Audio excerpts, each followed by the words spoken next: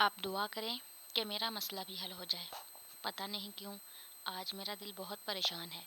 خیام شاہ کا دل نہ جانے کیوں اندر ہی اندر ڈوبا جا رہا تھا۔ انہیں اپنی یہ شکستہ سی کیفیت سمجھ نہیں آ رہی تھی۔ لالا جی آپ کب آئے؟ مومنہ شاہ اندر داخل ہوئی تو خیام شاہ کو دیکھا خوشگوار حیرت ہوئی تھی۔ تمہارے آنے سے چند سال پہلے۔ مومنہ کے ماتھے پہ پیار کرنے کے بعد ہاتھ پکڑ کر اسے بھی قریب ہی بٹھا لیا تھا۔ بی بی جان اور مومنہ ہنس پڑی تھی۔ پڑھائی کیسی جا رہی ہے؟ خیام شاہ کو شروع سے معلوم تھا کہ مومنہ کو بہت زیادہ پڑھنے کا شوق ہے، اسی لیے جب اس کا کالج پیریڈ ختم ہوا تو اس کی وکالت کر کے اس کے یونیورسٹی جانے کا کیس جیت لیا تھا۔ غلام شاہ کو اس پہ بھی اعتراض ہوا تھا، لیکن خیام شاہ نے اس شرط پہ اجازت دلوا دی کہ مومنہ روزانہ گھر سے یونیورسٹی جایا کرے گی اور باقاعدہ پردہ بھی کرے گی۔ اور مومنہ کے لیے تو یہ بھی بہت تھا، پہلی بار کوئی سید زادی یونیورسٹی پڑھنے کے لیے جا رہی تھی۔ اگر کوئی اونچ نیچ ہوئی تو ذمہ دار تم ہوگے۔ اس وقت بھی غلام شاہ نے مومنہ کی ذمہ داری خیام شاہ کے کندھوں پر ڈال دی تھی۔ مجھے اپنی بہن پہ اعتماد ہے، اس لیے مجھے اس کی ہر ذمہ داری قبول ہے، انہوں نے اطمینان سے جواب دیا تھا۔ اور آج مومنہ کو یونیورسٹی میں پڑھتے ہوئے تقریباً 1.5 سال ہو گیا تھا، لیکن اس کی طرف سے کبھی کوئی پریشانی نہیں ہوئی تھی، اور خیام شاہ کو بہن پہ فخر ہوتا تھا۔ اس کا تعلیمی ریکارڈ بھی بہت شاندار تھا، اور ویسے بھی دونوں بہن بھائیوں کو ایک دوسرے سے کافی محبت تھی۔ شاید دونوں کے خیالات ملتے جلتے تھے، اس لیے، یا پھر دونوں اوپر تلے پیدا ہونے والے بچے تھے، اس لیے۔ آپ کچھ پریشان لگتے ہیں، کیا بات ہے؟ بیوی جان اٹھ کر چلی گئیں تو مومنہ نے اپنائیت اور فکر مندی سے پوچھا۔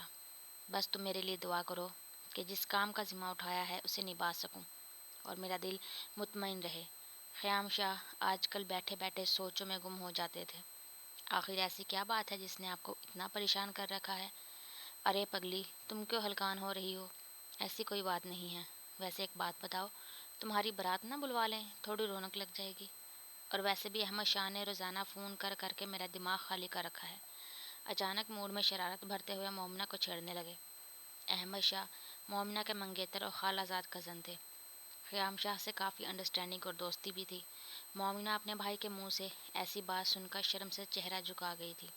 شادی کے لیے دل اپنا چاہ رہا ہو تو بات واضح کرنی چاہیے، یوں گھما پھرا کر دوسروں کی شادیوں کا قصہ چھیڑ کر بات کرنے کا کیا فائدہ؟ میرا بیوی کلام شاہ کی زوجہ تھی، لیکن اپنے مزاج کی وجہ سے بہن سے بڑھ کر نظر آتی تھی۔ ارے میرا بھرجائی، دل کی بات پکڑ لی، کب سے لوگوں کو سمجھانے کے چکر میں ہوں، کوئی اشارے ہی نہیں سمجھتا۔ خیام شاہ نے شگفتگی کا مظاہرہ کیا اور احتراماً اٹھ کر اپنی جگہ میرا بھرجائی کو پیش کی تھی۔ مومنہ فلور کشن پہ بیٹھی ہوئی تھی، دوسرا فلور کشن کھینچ کر اس کے مقابل بیٹھ گئے تھے۔ تو پھر بولو، کس کو بیاہ کر لائیں؟ میرا بھرجائی نے دلچسپی سے پوچھا تھا۔ جیسا پیس بہروز لالا کو ملا ہے ویسا نہیں چاہیے، باقی سب ٹھیک ہے۔ خیام شاہ کے لہجے میں مسکراہٹ اور شرارت رچی تھی۔ بہروز شاہ اگرچہ خیام شاہ مومنہ سے چھوٹے تھے، لیکن خاندانی مسائل کے نتیجے میں ہی ان کی شادی پہلے ہی ہو گئی تھی، مگر بیوی کے مزاج انگاروں سے کم نہیں تھے۔ تم بے فکر ہو، وہ ماسٹر پیس ہیں، ان کی کوئی کاپی نہیں۔ میرا بھرجائی بھی اس کی بات سمجھ کر ہنس پڑی تھی۔ ویسے کیا خیال ہے اگر اپنے لیے کوئی سادہ سا معصوم سا پیس میں خود ڈھونڈ لوں؟ انہوں نے باتوں باتوں میں بھرجائی اور بہن کا اندیا لینے کے لیے تیر سا چھوڑا تھا۔ لگتا ہے نظر میں ہے کوئی۔ میرا بھرجائی نے معنی خیز نظروں سے بغور دیکھا۔ ابھی تو میں خود آپ کی نظر میں ہوں، لیکن فی الحال آپ یہ تو بتائیں کہ میرا آئیڈیا کیسا ہے؟ خیام شاہ کو بے چینی ہو رہی تھی۔ آئیڈیا تو اچھا ہے، لیکن اس آئیڈیا پہ عمل ذرا مشکل سے ہی ہوگا۔ تمہارے لالا جی اور بابا جان نہیں مانیں گے، تو آپ کس مرض کی دوا ہیں؟ لالا جی کو آپ اور بابا جان کو بی بی جان سمجھائیں گے، پھر ایک اچھی سی معصوم سی دیورانی آپ کی خدمت میں پیش کروں گا، بات ختم۔ خیام شاہ نے بیٹھے بیٹھے سارے مسائل حل کیے تھے۔ میرا بھرجائی نے مومنہ کو آنکھوں میں اشارہ کیا تھا، وہ بھی مسکرا دی۔ شاہ سائیں، آپ کا فون ہے شہر سے۔ ملازمہ کی اطلاع پر خیام شاہ ٹھٹک گئے تھے اور یوں ہی ننگے پاؤں نرم قلین کو روندتے کچھ دور سٹینڈ پر رکھے فون سیٹ کے پاس آ گئے۔ کاظمی کیسے ہو؟ دوسری طرف اپنے دوست وحید قاسمی کی آواز سن کر انہیں اطمینان ہوا تھا۔ ٹھیک ہے، میں آ رہا ہوں۔ انہوں نے عجلت فون رکھا اور واپس آ کر اپنے شوز پہننے لگے۔ کیا ہوا، خیریت تو ہے؟ میں شہر جا رہا ہوں، ایک ضروری کام آن پڑا ہے، کوشش کروں گا کل تک واپس آ جاؤں، اللہ حافظ۔ وہ کہہ کر تیزی سے نکل گئے، لیکن گیٹ پہ گاڑی نکالتے ہوئے کلام شاہ سے سامنا ہوا تو رک گئے تھے۔ میں شہر جا رہا ہوں ایک ضروری کام سے، ہمیں بھی تم سے یہی امید تھی کہ تم شہر ہی بھاگو گے۔ ان کے انداز میں کاٹ تھی۔ خیام شاہ کے چہرے پر غیرت کی سرخی چھلک آئی تھی۔ لالا سائیں، میں آؤں گا، بغیرت نہیں ہوں کہ آپ کی پشت خالی کر جاؤں، بس مجھے 1-2 دن کی مہلت دیجیے، مجھے 1-2 کام نپٹانے ہیں، انشاءاللہ آپ کے لیے سر بھی حاضر ہے، لیکن ایک بار پھر کہوں گا کہ آپ اور بابا جان اپنے فیصلے پر نظر ثانی کر لیں، کسی کی بیٹی کی آہیں مت لیں، یہ نہ ہو کہ پچھتانا بڑھ جائے۔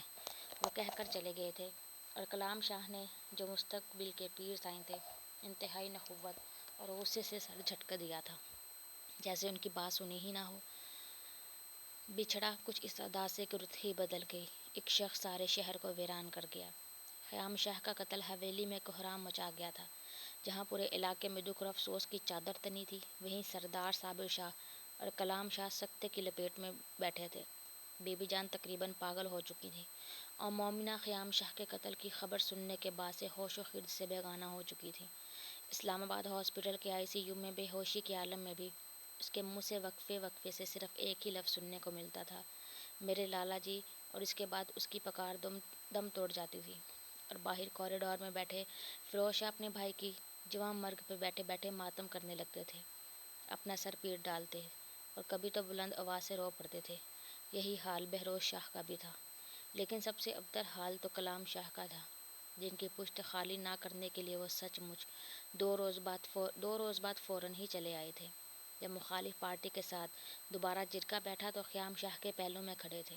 بے شک وہ تمام فیصلوں کے دوران خاموشی رہے تھے، لیکن جب دشمن اچانک حملہ آور ہوا تو پھر پیچھے نہیں ہٹے تھے۔ لالا سائیں کلام شاہ کو دھکا دے کر شمشاد خان کے بیٹے کی گولی سے بچاتے بچاتے خود اس کی گولی کا نشانہ بن گئے تھے، اور پھر دیکھتے دیکھتے 8 گولیوں نے خیام شاہ کا وجود چھلنی کر کے رکھ دیا تھا۔ خون کی ایک نہر تھی جو کلام شاہ کے قدموں کو چھوتی ہوئی دور تک پھیل گئی تھی۔ ان کے آدمی مقابلے کے لیے ڈٹ چکے تھے، لیکن کلام شاہ پھٹی پھٹی آنکھوں سے خیام شاہ کو کھڑے قد سے گرتے دیکھ کر پتھرا گئے تھے۔ خیام شاہ نے درد کے احساس لرزتا ہاتھ اٹھا کر جیسے کلام شاہ کو بلانے کی کوشش کی تھی، جیسے کچھ کہنا چاہا ہو، لیکن موت اس طرح جسم میں سما گئی تھی کہ سارے لفظ دم ہی توڑ گئے تھے۔ زبان تک آنے کا سفر تو بہت ہی طویل تھا۔ کلام شاہ نے جیسے ہی ان کا سر اٹھا کر گود میں رکھا تو منہ سے درد کی ایک راہ نکلی تھی۔ وہ بلند آواز سے روئے تھے، اور سردار صابر شاہ تو رو بھی نہیں سکے تھے، کیونکہ اپنے بیٹے کی موت کے وہ خود ذمہ دار تھے۔ اگر سنبھلنا ہی تھا تو اس کی زندگی میں ہی سنبھل جاتے، اس کی جان تو بچ جاتی۔ میرا بی بی کا لہجہ بھرایا ہوا تھا، وہ شوہر کے شکستہ انداز دیکھ چکی تھی۔ بس میرا بی بی، بس، ہمیں بے موت مرنا تھا، ہم مر گئے۔ قتل اس کا ہوا ہے تو زندہ ہم بھی نہیں ہیں۔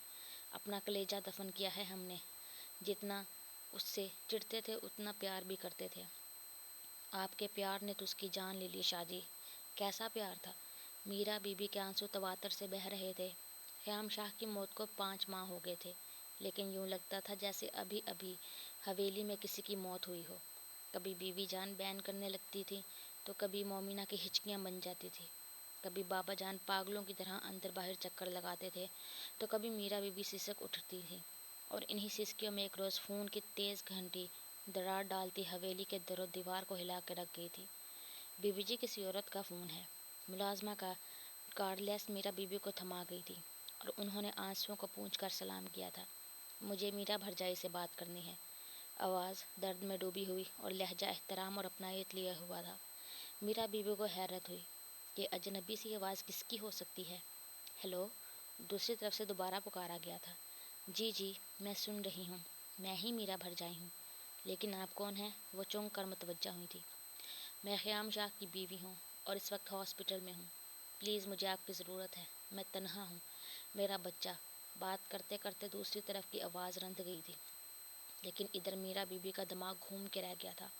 خیام شاہ کی بیوی، ان کا دماغ اس جملے کو جیسے قبول ہی نہ کر رہا تھا۔ میرا بھرجائی، اللہ کے لیے میرا یقین کیجیے، میری ڈلیوری کو تھوڑی ہی دیر رہ گئی ہے، میرے بیٹے کو تنہا مت کیجیے، یہ آپ کے خیام کا بیٹا ہے، وہ روتے روتے چلائی تھی اور میرا بی بی نے جیسے ہوش میں آتے ہوئے باعجلت اس سے ہاسپٹل کا نام پوچھا تو فون بند ہو گیا تھا اور وہ بھاگتے ہوئے اپنے کمرے کی طرف لپکی۔ شاہ جی اٹھے، آپ کے لیے خبر ہے۔ انہوں نے اندھیرا کر کے لیٹے کلام شاہ کو ہلا کے رکھ دیا تھا۔ میرا بی بی ہمیں کوئی بھی خبر مت سناؤ، چلی جاؤ، بند کرو یہ روشنی۔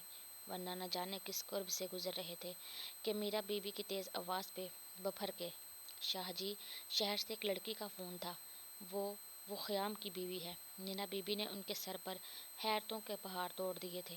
کلام شاہ کی آنکھیں پھیل گئی۔